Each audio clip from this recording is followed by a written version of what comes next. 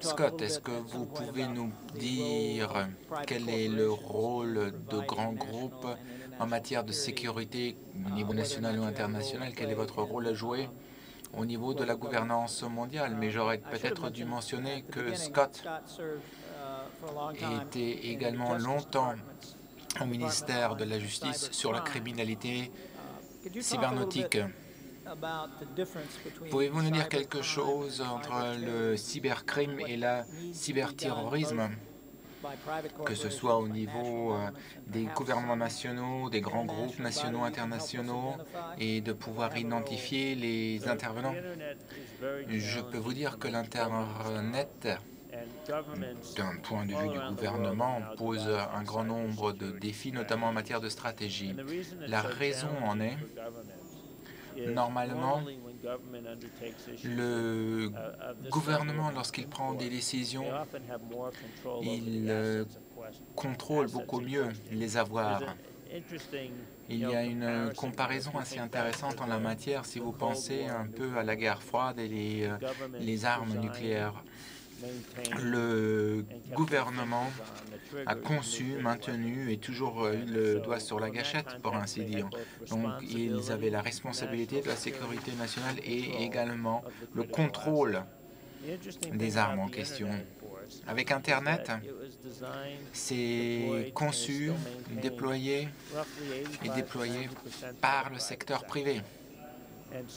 Étant donné que le problème de la cybercriminalité a tellement pris d'envergure et de la guerre sur Internet, les gouvernements ont dit « Nous avons notre responsabilité traditionnelle qui est d'assurer la sécurité, mais nous ne contrôlons pas l'avoir parce que c'est le secteur privé qui déploie et maintient l'Internet. » Raison pour laquelle les gouvernements se sont concentrés sur les PPP, les partenariats publics-privés. Donc le gouvernement et l'industrie de manière à pouvoir protéger Internet. Et dans les débuts de ce partenariat, nous nous sommes concentrés honnêtement sur les mauvais points.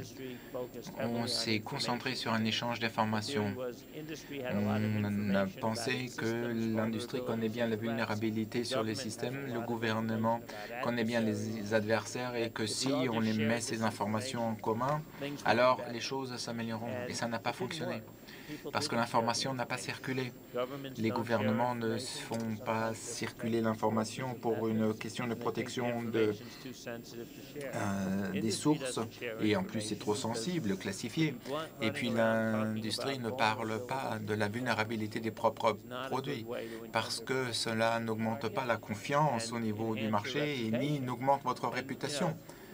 Et même si nous avons un échange d'informations, qu'est-ce qu'on en fait? Donc, avec les années, ces partenariats publics-privés ont été repensés et il y a maintenant un autre modèle que je pense qui est beaucoup mieux adapté. Nous avons un certain niveau de sécurité que nous fournissons, c'est d'ailleurs payé par le consommateur. Nous faisons un peu plus parce que nous avons ce sens de la responsabilité publique ou de la responsabilité d'entreprise. Les marchés, cependant, ne donnent pas de la sécurité au niveau de la sécurité nationale. Il n'y a pas de scénario guerre froide sur Internet. Et si vous avez besoin de quelque chose à ce niveau-là, c'est une action gouvernementale. Et ce que j'ai dit au gouvernement, c'est que ces partenariats publics-privés doivent s'inscrire dans une logique qui dit voyez ce que le marché accepte et le niveau de sécurité s'adaptera. Et voyez ce dont vous avez besoin et on voit l'écart. Et le gouvernement a un grand nombre d'outils. Vous pouvez par exemple imposer des normes grâce aux outils de normalisation. Dans la majorité de pays, c'est le gouvernement qui achète le plus de matériel et d'équipements informatiques. Et donc ça c'est un bon outil. Et puis il y a la réglementation intrinsèque. Et la manière dans laquelle il faut également réfléchir, c'est de savoir comment on peut maintenant imbriquer ces trois facteurs. Et puis l'Internet, il ne faut pas l'oublier non plus, a tellement explosé parce qu'il n'y a pas de gouvernance. Personne n'en a la responsabilité. Vous avez une task force qui travaille sur les normes, vous avez ICANN qui gère les noms des domaines et le système y afférent, mais une fois sorti du domaine des militaires et qu'on en a fait un domaine public, c'était toujours un processus collaboratif. Et le défi pour le gouvernement, c'est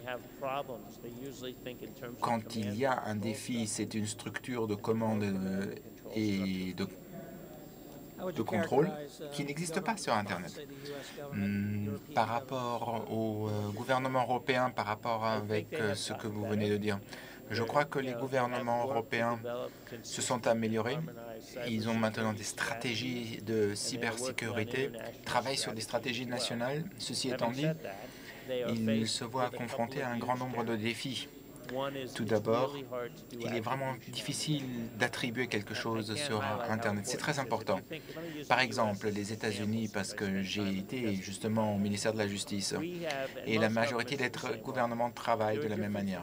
Il y a un certain nombre de dangers que nous craignons. Le crime, l'intelligence et la guerre.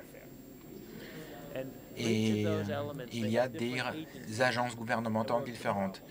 Vous avez la justice et la police, vous avez les services de renseignement et vous avez des services militaires. Ce que les trois agences ou instances peuvent faire, c'est différent. C'est soit la législation criminelle, espionnage ou militaire, la législation militaire. Et la manière dans laquelle vous gérez un problème dépend de deux questions. Qui attaque et pourquoi? Si c'est un criminel, c'est législation criminelle. Si vous croyez que ça va au niveau du renseignement, alors l'agence de renseignement et l'autorité de renseignement. Si quelqu'un vous lance une bombe, alors vous utilisez l'autorité militaire et les militaires. Et ça dépend toujours de qui attaque et pourquoi. Et sur Internet, qui attaque et pourquoi? On ne le sait pas. On ne le sait pas. Y a-t-il une réponse militaire utilisable qui pourrait permettre de vraiment fermer les marchés, le réseau électrique ou autre, de manière à pallier ou essayer de contenir une attaque? Alors là, je pense qu'il y a deux différents niveaux. Action sur Internet, offensive ou défensive. Mais vous pouvez aussi prendre des actions cinétiques. Donc, le problème, et ce qui est intéressant, c'est qui est la cible.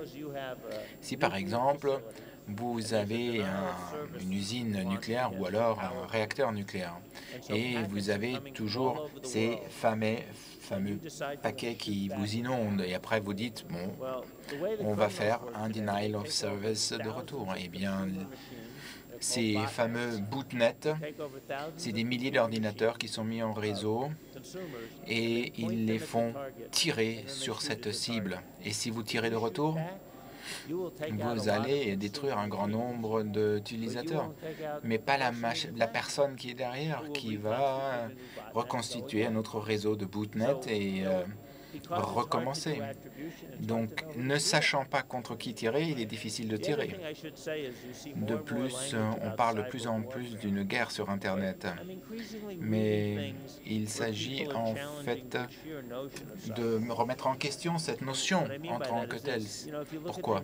Si vous regardez l'histoire de la guerre, lorsque deux pays se font la guerre, si ce n'est pas pour se défendre, alors c'est pour obtenir des ressources, un territoire ou pour des raisons politiques.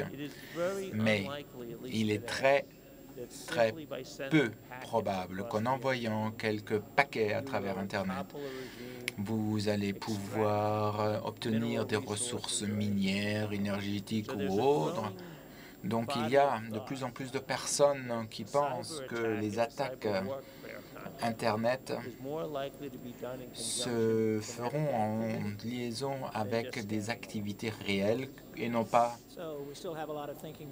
de manière isolée.